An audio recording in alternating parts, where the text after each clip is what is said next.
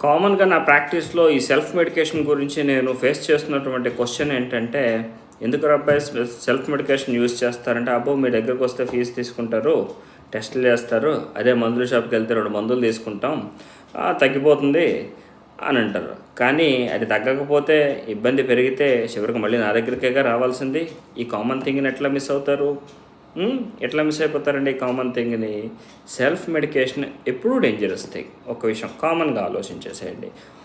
చాలా రకాల వ్యాధుల్లో ఒకటే లక్షణం ఉంటుంది. చిన్న ఉదాహరణ తీసుకోవాలంటే జ్వరం. ఈ జ్వరం అనేటువంటిది టైఫాయిడ్‌లో ఉంటుంది, మలేరియాలో ఉంటుంది, డెంగ్యూలో ఉంటుంది, టీబీలో ఉంటుంది, క్యాన్సర్‌లో ఉంటుంది. ఇలా రకరకాల సిట్యుయేషన్స్‌లో ఈ ఫీవర్ ఉంటుంది. ఏ వ్యాధి అని నువ్వు మందులేసుకుంటావు? సో, ఏ వ్యాధిని నిర్ధారణకు ఎలా వస్తావు?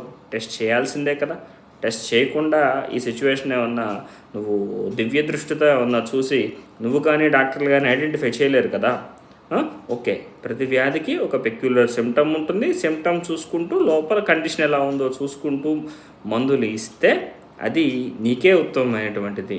అంతేగాని డాక్టర్ టెస్టులు రాసేస్తున్నాడు, లేకపోతే ఇంకోటేదో అని ఒక్కొక్కసారి కేసు ఫెయిల్ అయినప్పుడు నువ్వే అంటావు కామన్గా, ఇంకే టెస్టులు చేయించుకోమన్నావా, మేము అవి చేయమన్నావా, నువ్వు టెస్టులు ఎందుకు చేయలేదు?